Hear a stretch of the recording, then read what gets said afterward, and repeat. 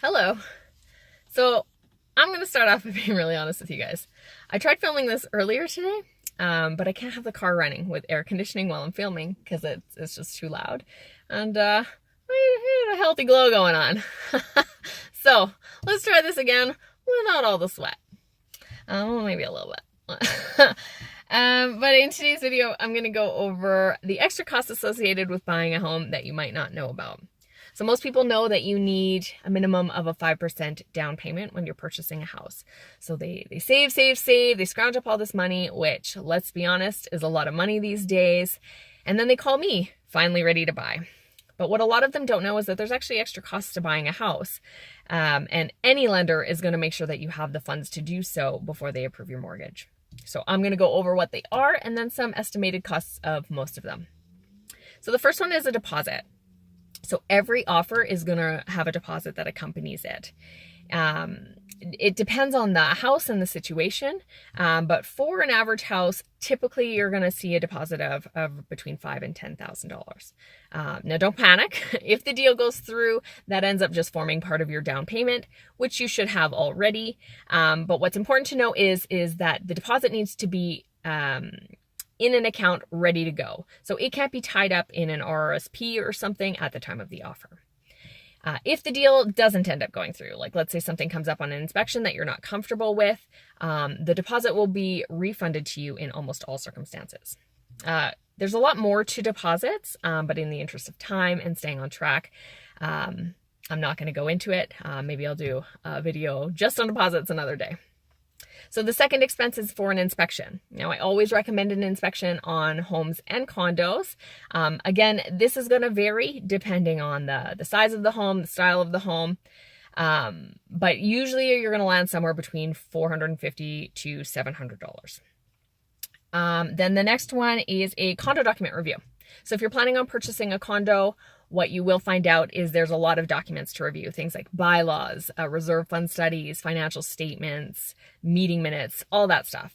So I always recommend a review of those by a document review company, and that's going to run you somewhere between $450 to $550. They'll go through all the documents and then provide you with an easy to read report that explains a lot of the things and then flags anything that you might need to know about, like most people's fear, a looming special assessment. Then an appraisal. So you won't always need an appraisal. But if you do, they're going to run you probably somewhere between $450 to $550. When you might need one, if you have more than 20% for a down payment, the lender is likely going to want an appraisal and they might push that cost down to you. Also, if you are making a cash purchase, so no financing, oh, what's happening with my hair? No financing at all, then we might want to make sure that we're on target price-wise, so we might recommend an appraisal at that point.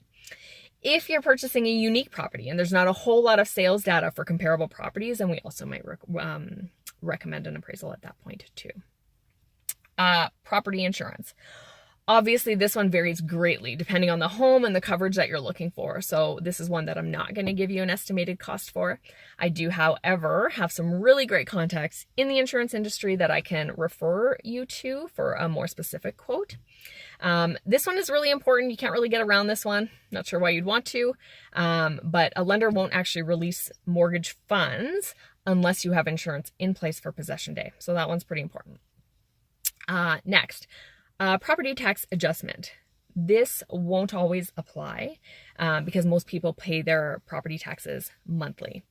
When it will apply, so let's say the seller of the home you're purchasing has prepaid for the year, and let's say you're moving in halfway through that point, you're going to need to refund them for the 6 months that they've paid for that you'll be living there. Your lawyer is going to let you know if it applies and how much. Speaking of lawyers, legal fees. Most real estate lawyers are going to be charging you somewhere between $700 to $1,000. But this can bump up if things go awry pretty quickly. So I usually recommend budgeting for $1,500. And then if you don't need it, then you just have some extra spending money for the house. Some people try to save a few bucks if they have a lawyer that's a family friend, but doesn't specialize in real estate law. And I really don't recommend doing this. If things go wrong, you really want a lawyer that knows the ins and outs of real estate law handling your transaction. Again, I work with some top-notch lawyers, so happy to provide names if you need them. And then the last couple, so furniture, appliances, and repairs, obviously things to consider. If you're purchasing a resale home, let's be honest, it's not going to be perfect. There's going to be some minor repairs that you have to manage. So making sure that maybe you have some wiggle room to do the things that you want to do. And then lastly, moving costs. You actually need to move your stuff. So even if you're just getting a U-Haul and paying friends with pizza and beer, it costs money. So that pretty much covers it.